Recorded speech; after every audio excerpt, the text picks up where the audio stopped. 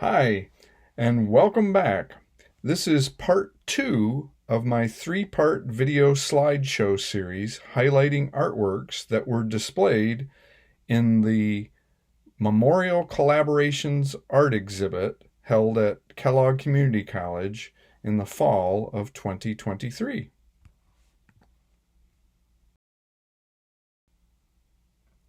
If you didn't click on part 1, my name is Peter Williams, but you can call me Professor Pete. I taught full-time at KCC for 30 years, and I was formally trained in drawing and painting, but my main interest has been in creating collage and mixed media sculpture.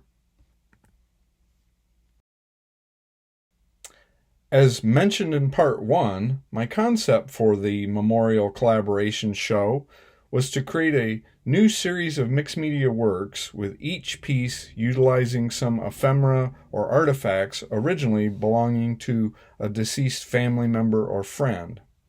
Some of the resulting artworks were dedicated to one specific symbolic collaborator, while other artworks involved using a variety of materials connected to multiple people. As mentioned before, there were 9 symbolic collaborators included in my exhibit.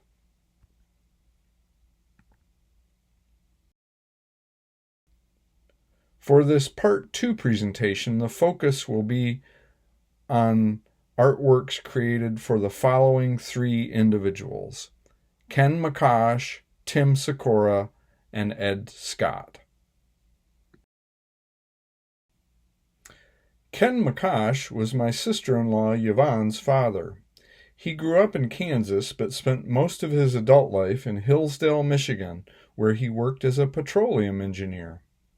Among other things, Ken loved Studebaker cars, 50s and 60s music, collecting coins, and advertising pens.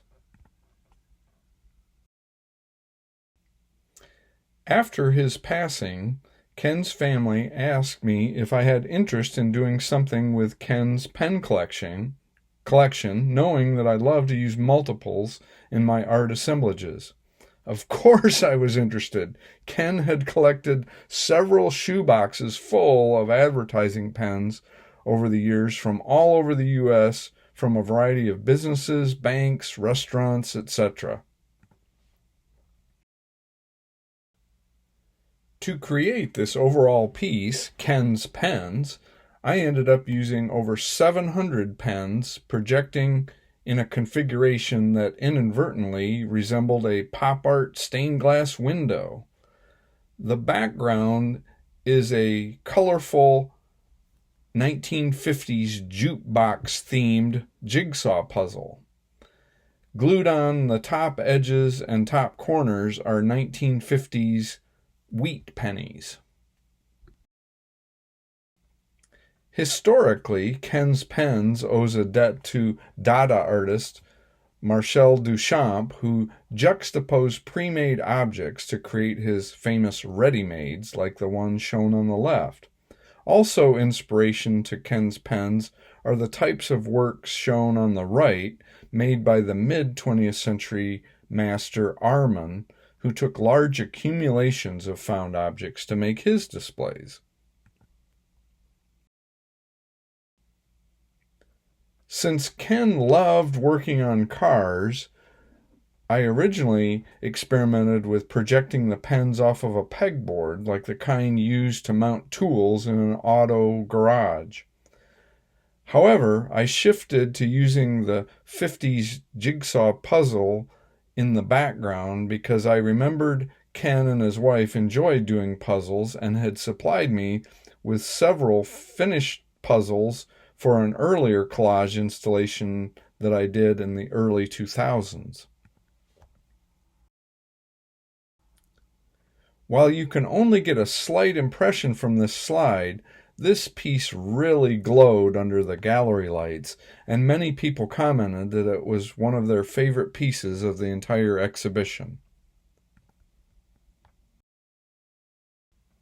At one point, as I was making the many memorial collaborations pieces, it dawned on me that beyond the artworks dedicated to single individuals that I was making, that a symbolic dialogue might take place between two or more of my honorees.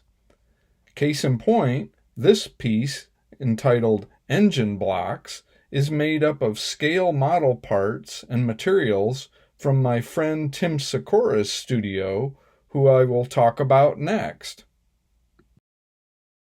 But with the Studebaker model diagram in the background, it was as if Ken McCosh was meeting and having a fun car talk conversation with Tim Sykora in the great beyond.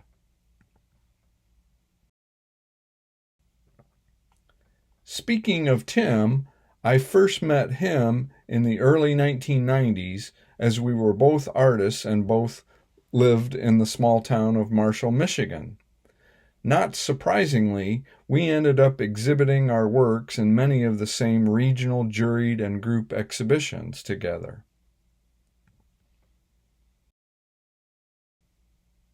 Tim and I had an affinity for using similar ephemeral materials and found objects in our work, and Tim was particularly influenced by the mysterious and poetic shadow boxes of the surrealist Joseph Cornell, whose work is shown here. This is one of Tim Sykora's large shadow boxes, which is now a part of Kellogg Community College's permanent collection.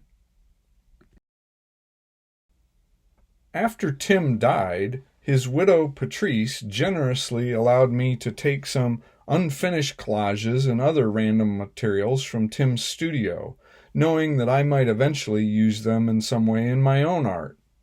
This piece, titled Oh, Inverted World, The Past and Pending, which is a reference to a Shins album and song title, is dedicated to Tim. Rather than creating a shadow box within an old case lid, I inverted it, started with a partial collage of Tim's and mounted it on the back, and then I projected both Tim's and my own materials as top layers of this arrangement. Here is a detail showing some of the ceramic, wooden, and rusted metal pieces utilized in my visual conversation with my friend Tim. This piece is also dedicated to Tim and is titled Time in a Bottle Rocket, a juxtaposed nod to both a Jim Croce song and Wes Anderson's debut film. The body of an old guitar that Tim had dismantled reminded me of an hourglass, which is a common memento mori motif.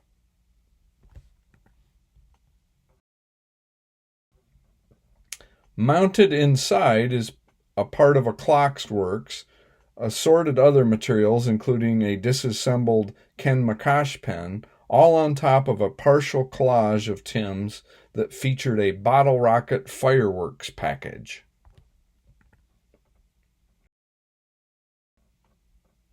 Next up are my artistic tributes to Ed Scott.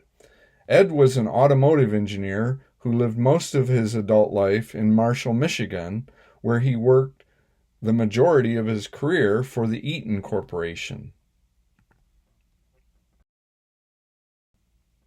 Ed loved and owned several Porsches, and he had been to Germany and received some engineering training at their car factories. This collage is titled Motorhead Mashup and uses pictures of Porsche engines culled from some of Ed's many car magazines, along with assorted scale model parts from Tim Sykora's collection mounted on top. One of my favorite Ed Scott stories has to do with his amazing car knowledge, even among his fellow Porsche Club of America aficionados. After Ed's passing, his wife Sandy showed me several trophies that he had earned in contests centered on identifying random Porsche parts. So this Memorial Collaborations collage is as if Tim Sykora and Ed Scott have symbolically met up to test each other's car smarts. The layout for this collage was inspired by the German Bauhaus, the famous art school which promoted the modernist aesthetic prior to World War II and influenced Porsche design. Shown on the top right is the Walter Gropius Bauhaus building, and in the lower right is a painting by Mondrian from the Dutch De Stijl movement, which shared Bauhaus attitudes. This slide shows two works by artist John Chamberlain, who became famous in the 1960s and 70s for his abstract expressionist sculptures using crushed automotive steel. For years, I have been pondering creating a collage project using this idea as an inspiration. So for my Memorial Collaborations exhibit, I realized that by using some of Ed Scott's glossy Porsche magazine covers as a starting point, I could have Ed symbolically collaborate with John Chamberlain. Ed had a great sense of humor, so I hope he would have laughed at this literal and figurative mash-up concept. Shown here is the individual collage, Yellow Crush.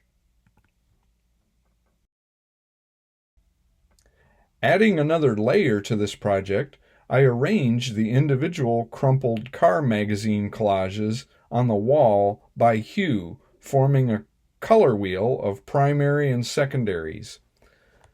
After teaching basic color theory for 30 years in the classrooms right near the DeVries Gallery at KCC, this was a fun way to do something unique within an assignment that I had delivered over the years to my students. Here is a shot on the right of me installing the color wheel arrangement in the DeVries Gallery. To the right is a detail of one of the smaller collages installed in the center of the arrangement.